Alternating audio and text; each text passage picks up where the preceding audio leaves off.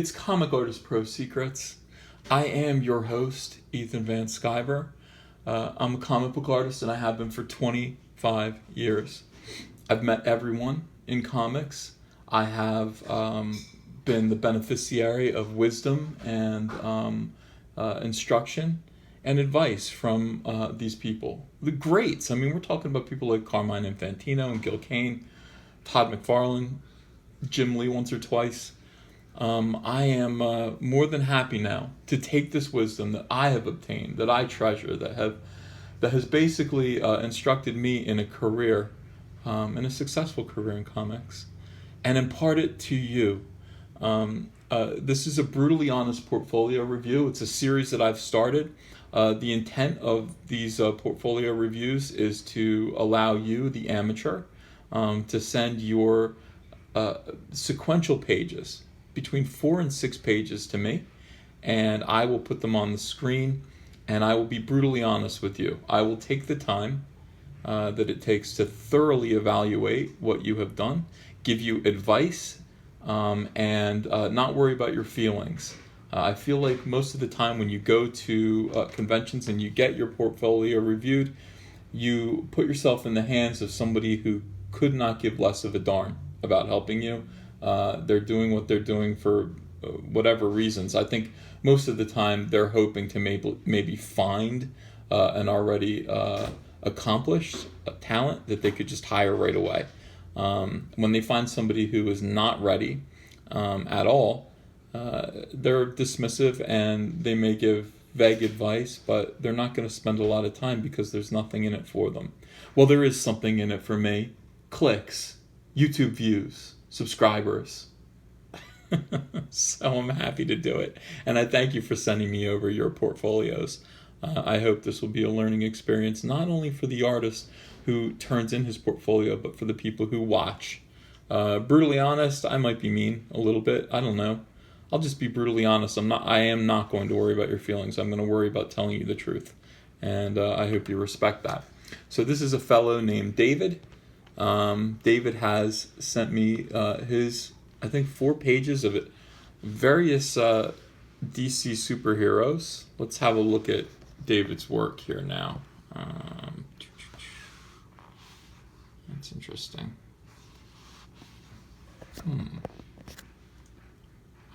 There we go. I was wondering why I couldn't get the whole page on the screen.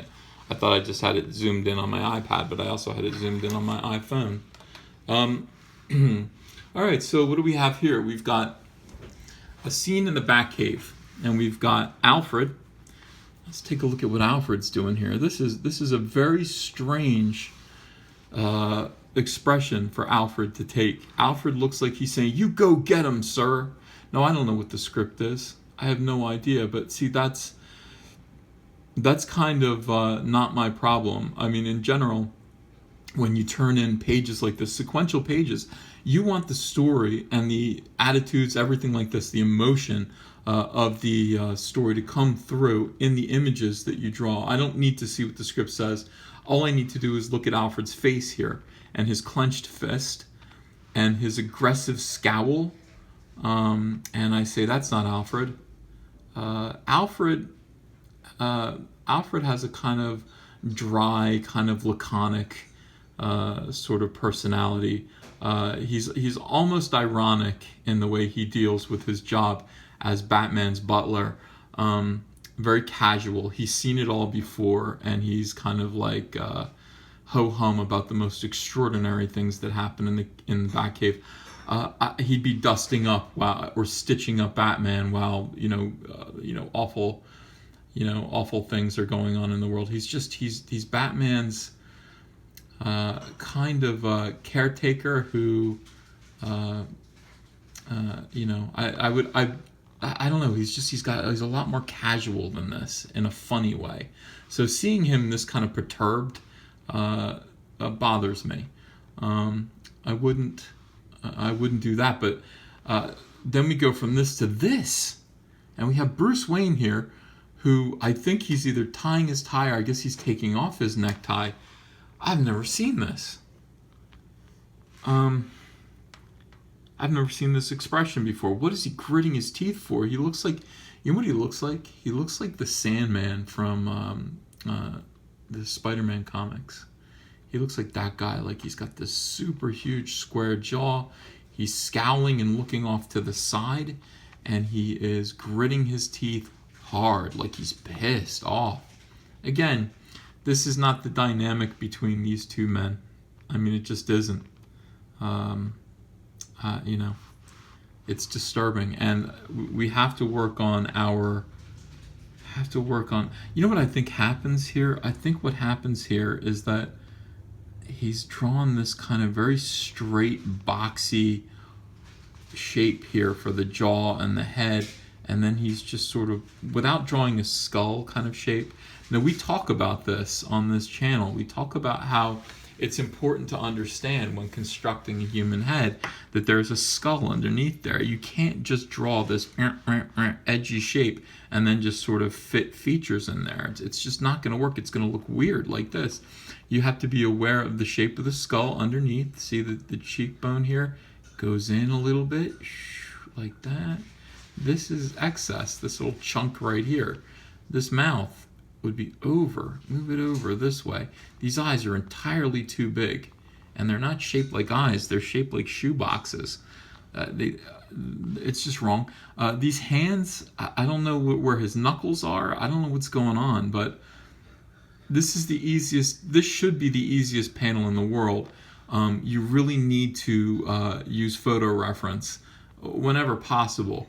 If you want to draw somebody undoing their necktie, for God's sake, get a picture of yourself undoing your necktie. You'll get the hands in a much more realistic sort of position, and I think that you'll end up with something better. I mean, the overall effect of these two panels is so unnerving to me. And his hair is... I had hair like this when I was a kid. I had a lot of hair, and I would slick it back like this. I would just slick it back into this very strange pompadour because my hair was also very thick. And we're talking, I was 14 years old.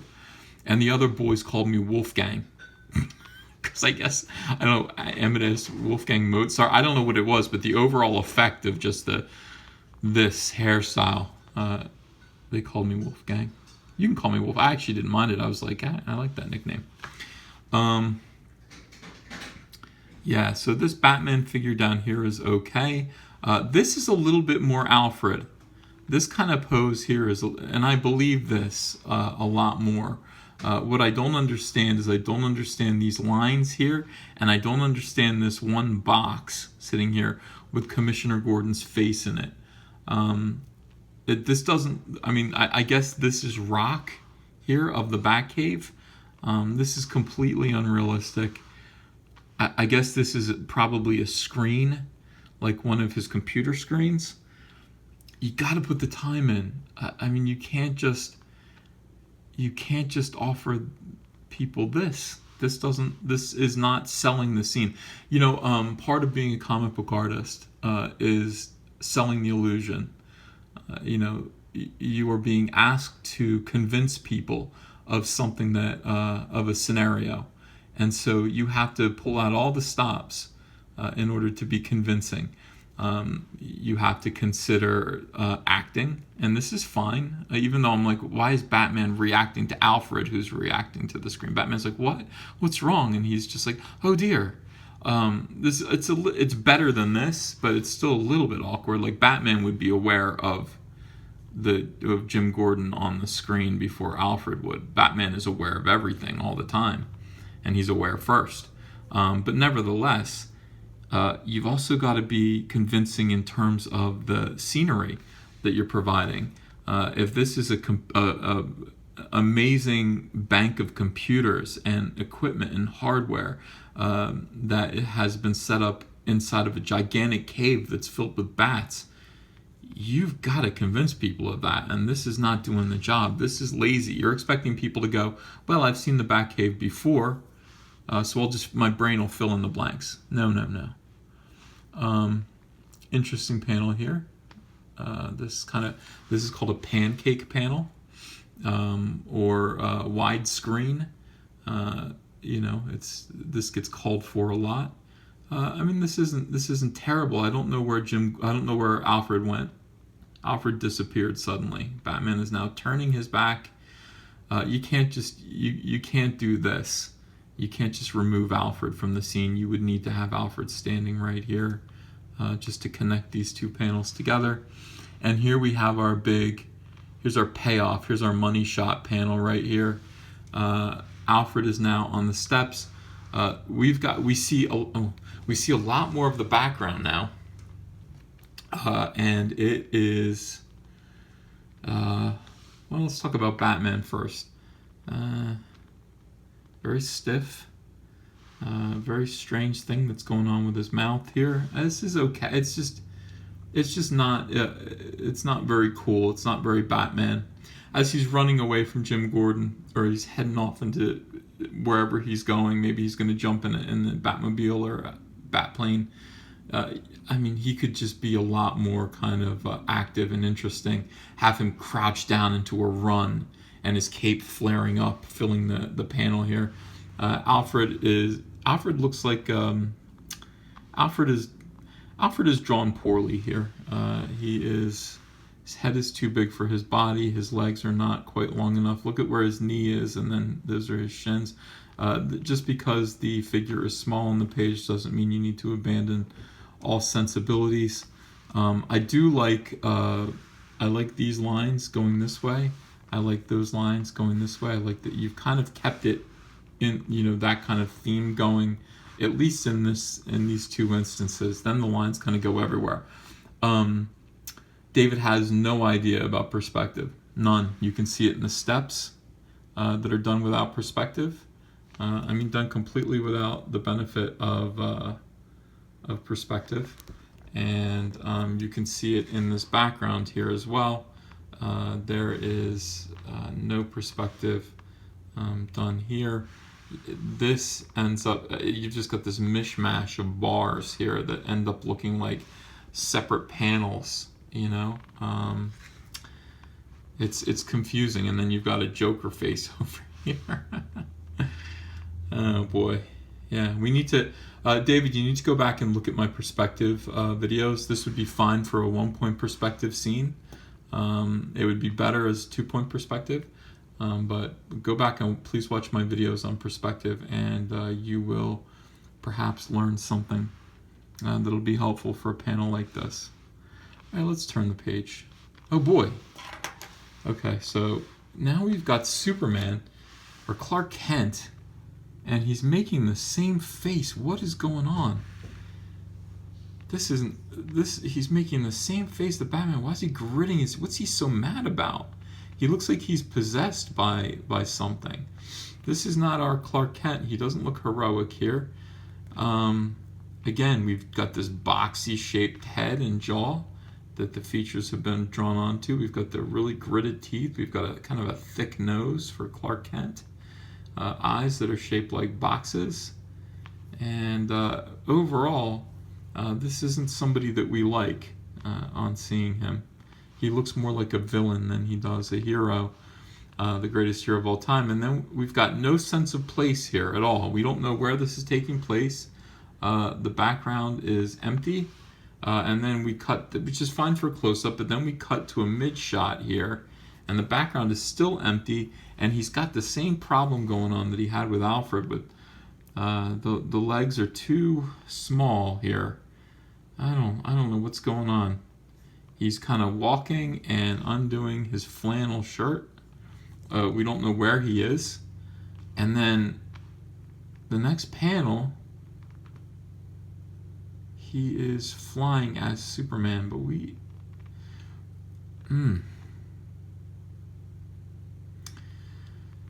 Oh, David. All right, David. All right, let's talk about this for a minute. These 3 panels are important. Clark Kent realizes he needs to be Superman. He undresses as he speaks to us in soliloquy, it looks like. These are 2 very ugly faces. He undoes his clothing, which is, it's not really what Clark Kent normally wears, but maybe he's, I don't know, he's not working right now.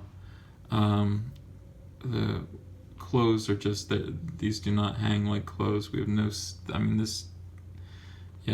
anatomy is poor. From here to here, we have no sense of where he is. There really needs to be a background throughout this. And then this doesn't connect to this at all. I mean, we don't even see the Superman logo underneath his shirt here. We don't even see this.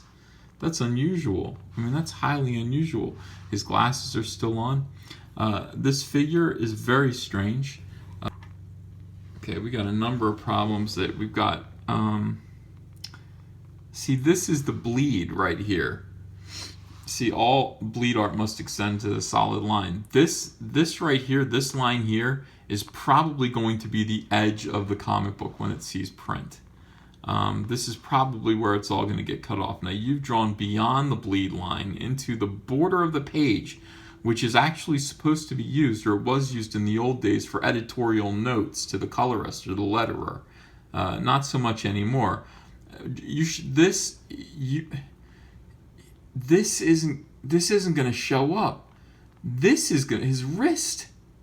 That's it. You're going to see his wrist here. Here you're going to get cut off right here at the elbow. So you're going to have Superman, who is there's no sense of place. He's just floating there in a sea of nothingness. And you drew these you couldn't. This needs. All right. Okay. This is not Superman at all. The arms, he's too skinny. I don't know what this line is here in his face, but it looks really strange. And you've positioned the figure on the panel completely wrong, so that when the book comes out, he's going to be cut off in weird ways. This panel could be anything. I mean, this is the thing about a comic book page. You've got this much space. You could do absolutely anything with it.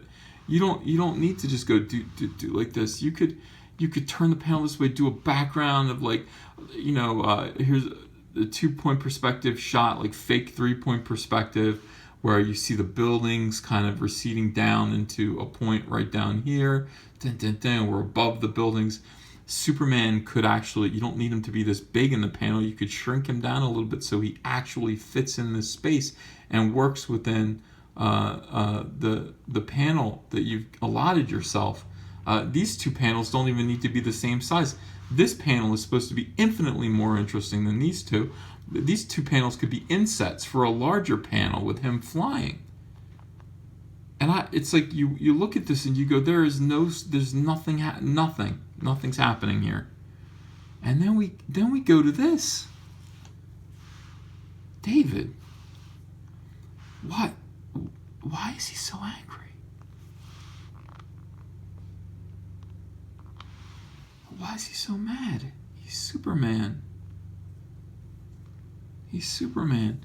Look at his eyebrows jutting in together like that. Look at his angry mouth and his big, enormous eyes.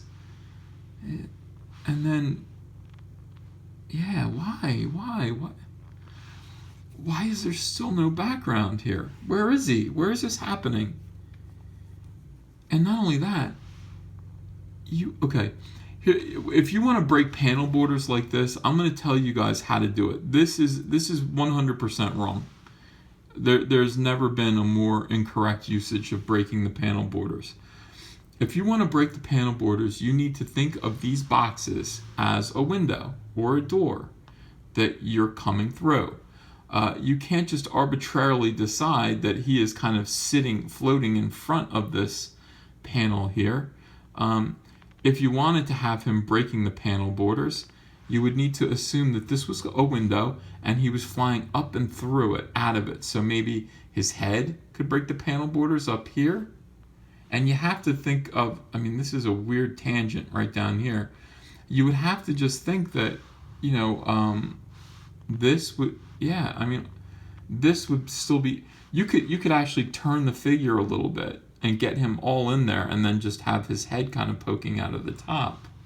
But what you don't do is you don't drop his legs, which, by the way, this is supposed to be foreshortening, receding off into a vanishing point that kind of will mixed with the background that will be complemented by the background here. So you would have buildings that are sort of, jutting out this way and that way, that he's flying above or he's flying at us. And perspective lines here are kind of accentuating that. You've got his legs so that they're bothering these two Supermans down here. His legs are in the way. He's like, yo, what? Yo, you're in my panel, bro. You're in my panel. You're in my space. All right. So I hope that makes sense. I mean, using the example, if you do want to break panel borders, and you really shouldn't do that until you're a little bit more skilled of an artist. I mean, somebody who's done a lot of pages and kind of knows how those tricks work. Think of this as a window that you can crawl through. Okay. You're not in front of it, but you can crawl through it. You can have a guy who's here and his fist breaks out through here. That makes sense because he's coming through a window. You don't want to do this kind of a thing. Superman, this is a little better of a face here. A little better. He's still peevish. This is a villain. This is a villain's face here. This is a cackling villain. And if you've watched any of my videos, you know how important Superman is to me. This page displeases me, and we still don't know. These are the same. We don't know where he is. Why he okay. He was Clark Kent in a flannel lumberjack shirt. He tore it off. He kind of was in the air, and then he's in the air, pissed off, and then lands. Where is he? I don't know if he's still in the air. If he landed, his cape is hanging down. We don't know where he landed. And then he looks like a villain here, chortling. I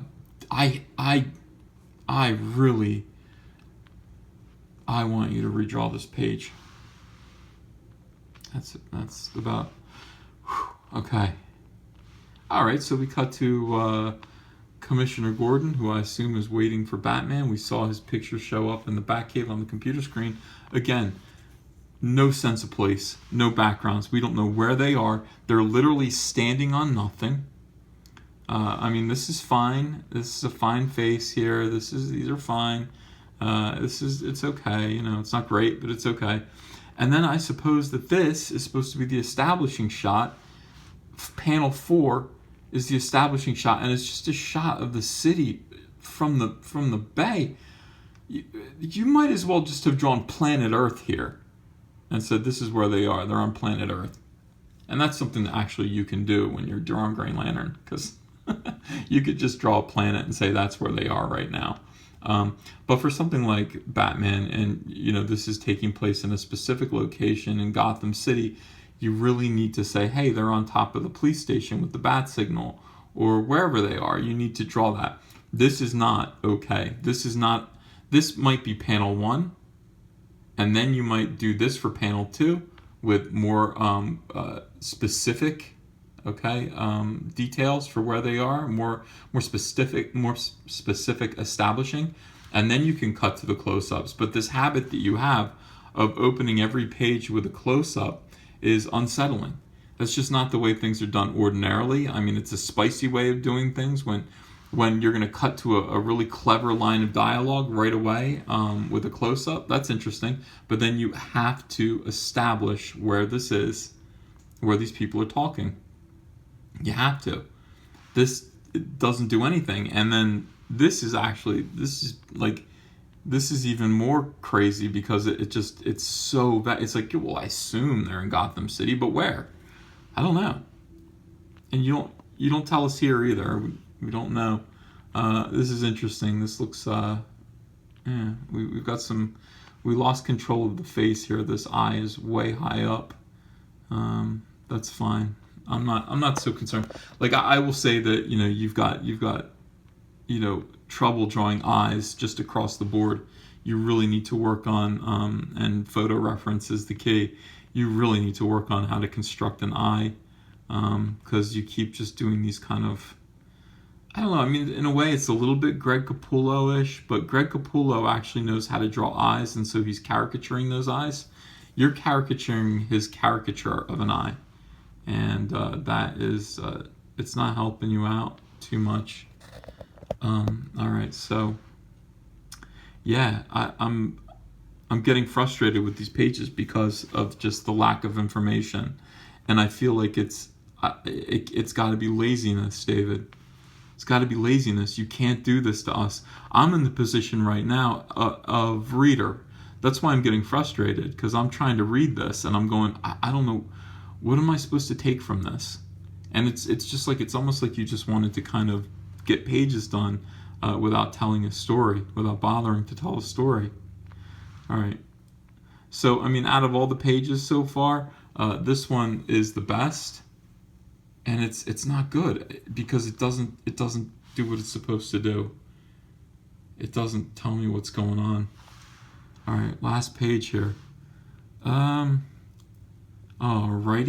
we got the Joker and Harley Quinn now. Joker is standing there with his arms folded, smiling. This I'm proud of you for, because even though this is a very, very vague background, we just have some buildings. It looks like he's on top of a roof. He must be, because we can see the top of the buildings here. So he better be on top of a roof. And he's got his arms folded and he's smiling. And over here, is this the same panel? All right, even though this straight line right down here looks like a panel gutter dividing these two, this is a no-no, basically. This makes, and here's the thing, here's the problem with doing this.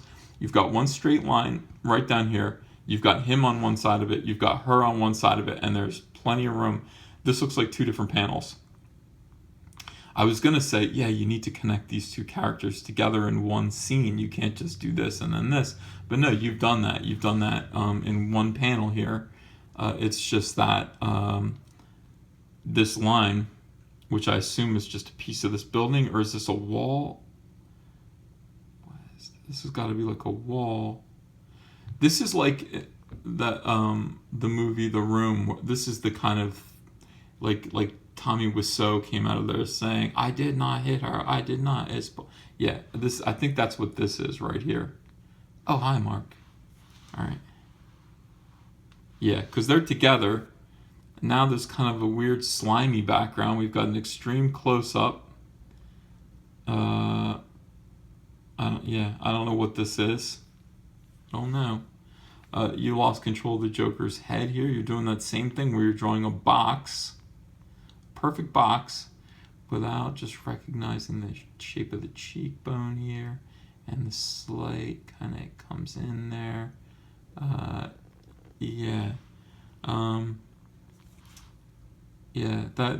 This, obviously you lost control of the shape of the Joker's head. He doesn't have a boxy head like this. Even if all your characters did have, your heroes like Bruce Wayne had boxy heads, Joker wouldn't. He has a much more kind of interesting skull-like, kind of tapered chin, kind of thing. And then we cut to Joker's view, and we've got kind of a rear end shot of Harley Quinn, whose head has spun around this is 120 degrees here.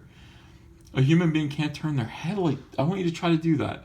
Look over your shoulder like that.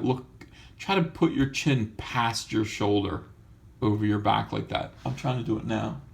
I might be just stiff, but I can't do it. This is like The Exorcist here. No. Sometimes if you want to show this much face, you don't get to show this much rear end. I know you want to, but you didn't really need to. That was okay.